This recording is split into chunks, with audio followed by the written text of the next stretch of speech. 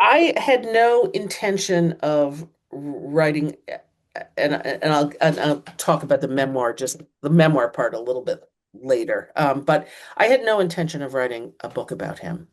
And it wasn't until after he died that I realized that, we really lacked a connection. I mean, it was, it's hard to imagine since he was always there and he was in some ways much, much more present than most of the fa fathers I knew. I mean, he worked in that study right off the front hall. He was always there, but very, very hard to make a connection with him. And he and I was quite sort of nervous around him. I wanted to ask him about his past. I wanted to ask him about his work.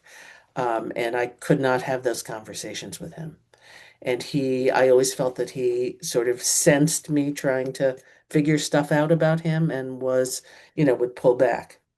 And part of that pulling back was actual literally pulling back because he would go into his study and shut the door and nobody was ever allowed in there. So it wasn't until after he died that I realized a couple of things kind of simultaneously. One is that I had never read anything that he'd written. So I was in my 50s when he died, and I had never read his books. And yet I had this feeling that the place that I would be able to really find him was in the writing, because I think that's where he was most sort of fully engaged, probably most vulnerable, most allowed himself his the greatest access to his own sort of emotional history that allowed him to create this really enduring affinity with Mark Twain as his subject. So I realized that I could discover him in reading the Mark Twain biography. Um, up until up until the time I started this book, I had been mostly writing fiction.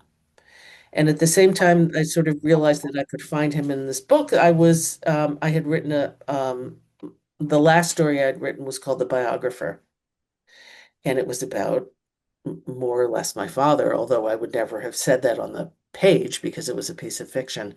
But it led me to see that, 30 years of writing fiction or 25 years of writing fiction, I was often writing about some form of my father, men who were sort of like him, who were kind of reticent or hidden, that sort of thing.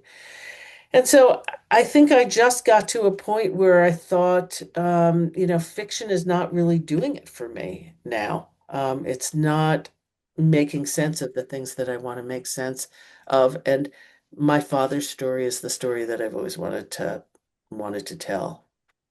And so, that was where I started. And I probably spent a couple of years reading the Mark Twain book.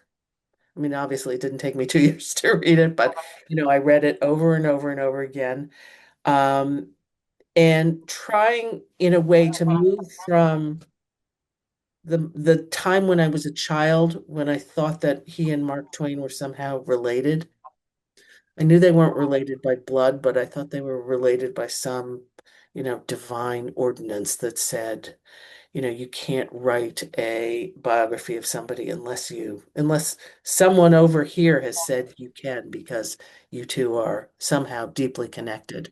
And there were so many connections in my that I saw as a child. Like, Mark Twain had three daughters, and my father had three daughters, and Mark Twain loved cats, and my father loved cats. All those things that, stick in the mind of a child as, sort of an understanding of how the world is created. And when I started reading the book, I saw all sorts of parallels. So I was interested in sort of following those courses of what the parallels between my father's own personal journey to becoming a writer, and Mark Twain's journey to becoming a writer, followed. And in the beginning, I had no interest in writing a memoir. I did not want to write a memoir. But I pretty quickly saw, I think that In order to talk about my father as a father, I had to be in the picture because he is a father because of my existence. I mean, also my sister's existence, right? But the term father doesn't exist without the children. So um, I had to put the memoir part in there. And then there's some sections in the book that are fictionalized, which are conversations between me and my father that I wish we'd had, that I sort of get to through this journey of reading his book and trying to understand him.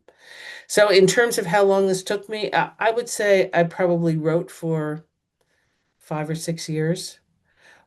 But I also think in a certain way I've been sort of working up to this for the last 30 years, writing all these kinds of, as I said in my story, sort of forms of my father. And thinking about this in ways. And I was not ready to read his any of his work until after he was dead.